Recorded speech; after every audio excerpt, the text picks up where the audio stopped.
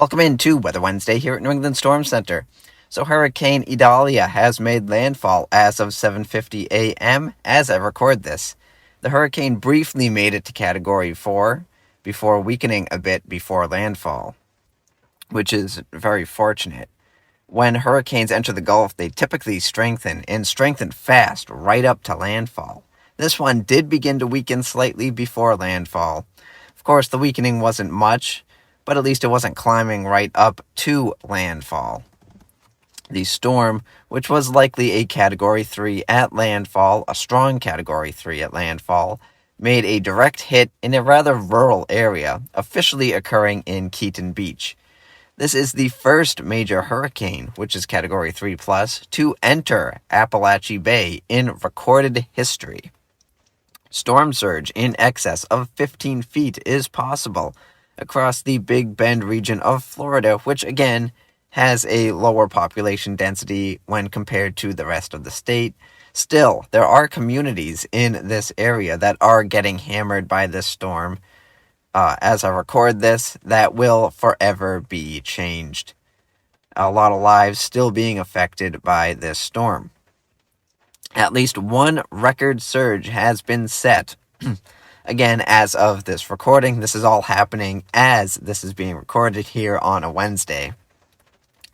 Cedar Key, Florida had a surge of up to 6.2 feet, a new record for that town. Of course, this is not the only area in the state to be affected by the storm. The Clearwater, St. Petersburg, Tampa area is seeing surge of 4 to 8 feet.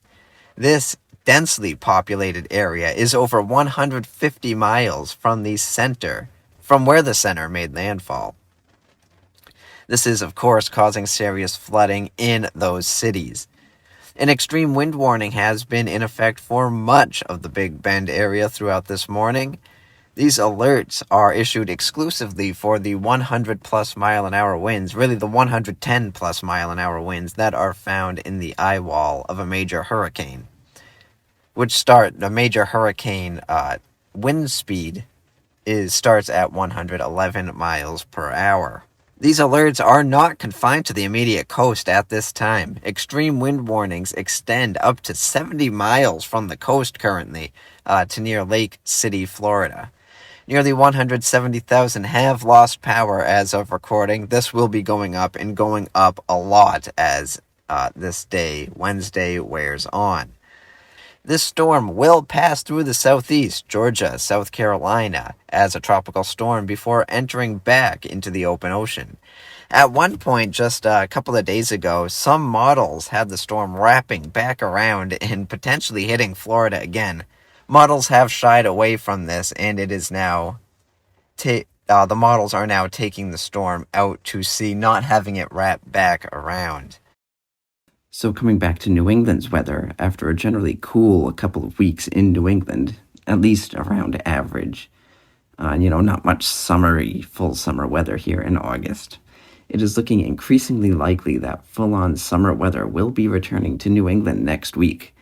I realize saying second summer may be a little bit much for the very beginning of September, but again, August has been very average. There hasn't been a lot of full summer heat this month for much of the region, and models are indicating a return to full summer heat to start off September. Heat not really seen since late July in places of the region. This heat looks to persist through the middle of next week with widespread upper 80s and possibly even low 90s. The exact temperatures remain an uncertainty naturally this far out. Humidity will be increasing as well, so heat index values will be a bit higher than what the air temperatures are forecast. So if you wanted one more bout of summer heat before fall takes over, here you go. And Labor Weekend coming up this weekend. This warm-up is coming just in time for this weekend, the unofficial closeout to summer. The holiday weekend, really looking perfect for any outdoor plans that you may have. It is looking perfect. You are all set to do that. New England going into a quiet stretch of weather, a kind of prolonged stretch of quiet weather, something we really haven't seen this summer. The summer holidays have really worked out for New England. Memorial weekend was very nice weather. 4th of July it wasn't a washout at any point that weekend. Of course, on the 4th of July itself, there was the pretty significant flooding in the Hartford metropolitan area.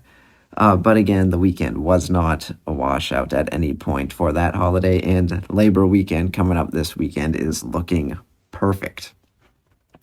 So we did well with the summer holidays this year, and we are now entering a drier stretch of weather to close out summer, which is very nice. So a bit of a shorter episode this week, but that's what's going on this week. So that's going to do it for this edition of the Weather Wednesday podcast here at New England Storm Center. So as always, thank you for listening, thank you for watching, and you'll hear from me again next Wednesday.